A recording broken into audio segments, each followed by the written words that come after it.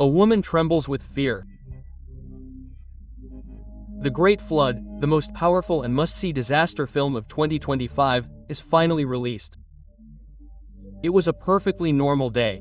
Suddenly, Anna is awakened by the sound of heavy rain.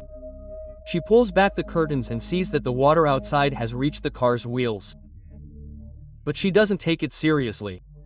Then she suddenly sees a lot of water on the floor. She realizes that the water outside has reached the window. Anna's house was on the 3rd floor, and at the rate the water was rising, her house would be completely submerged within minutes. She immediately gathers her belongings and rushes out with her son. The water in the corridor outside had risen above her ankles, and everyone on that floor was running for the upper floors. Anna, carrying her son on her back, struggles to move forward. But the elevator was out of order, and the stairs were jammed with people and water.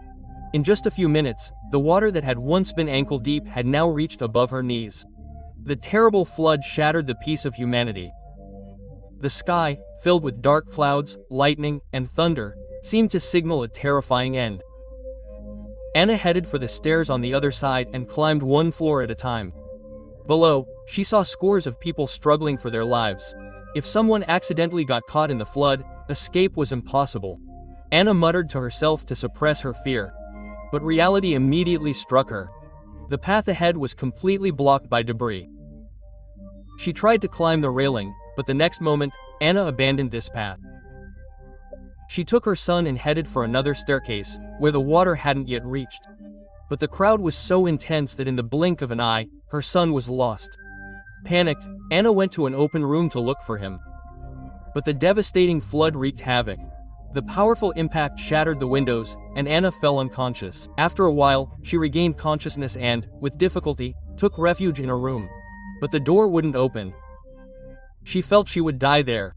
Just then, someone from outside opened the door. It's a man who pulls Anna and her son out of the water and gives the child first aid. The man worked at a high-level research institute. His mission was to get Anna safely down, as she was an AI researcher. She was the last hope for humanity's survival. Anna asks why Korea couldn't prevent this disaster earlier. The man explains that they knew everything, but couldn't. That's why they didn't tell anyone, because humanity's end was certain. The research institute had already created new humans. They looked like humans, possessed intelligence, could even reproduce, but lacked emotions. Anna's job was to develop an emotional engine for the AI. The man would take Anna to a temporary refugee site, but her son was no longer on the safety list. Anna first takes her son to the bathroom. She takes refuge in a house and calls her mother for the last time. At that very moment, the plumbing in the house starts shaking violently, especially the gas pipeline. Knowing the water could explode at any moment, she immediately takes her son and leaves. But as soon as the door opens, all three are trapped. The man decides to climb up, but the child is so small that it would be difficult to get him safely up. The son constantly protests. Anna can't take it anymore. As the man grabs the child, Anna falls down and begins to drown. As she drowns, she remembers everything: how her husband's car fell into the sea and he drowned. Anna somehow manages to come to the surface, grabs a piece of wood, and swims inside the building. She reaches the 10th floor, determined to go up. Just then, she hears a girl scream from inside the elevator. Anna can't bear to see someone dying. She goes up, gets a mop, and goes down to rescue the girl. Meanwhile, the water has risen even more, and the situation worsens. She can't save either the girl trapped in the elevator or her son. The medicine that could save her son had fallen somewhere. The man constantly urges Anna to go to the roof, but she doesn't.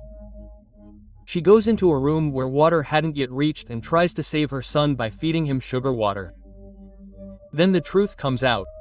The son wasn't her own. He was a new human created by the research institute. Anna had lovingly raised him. He possessed fully human emotions. The institute had already wanted to take him back, but Anna had stopped herself. Now, in this disaster, she was unable to save him. As soon as they reached the roof, the mother and son were bound to be separated.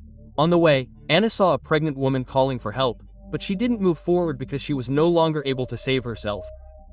Once they reached the roof, the research institute's people forcibly took the child away.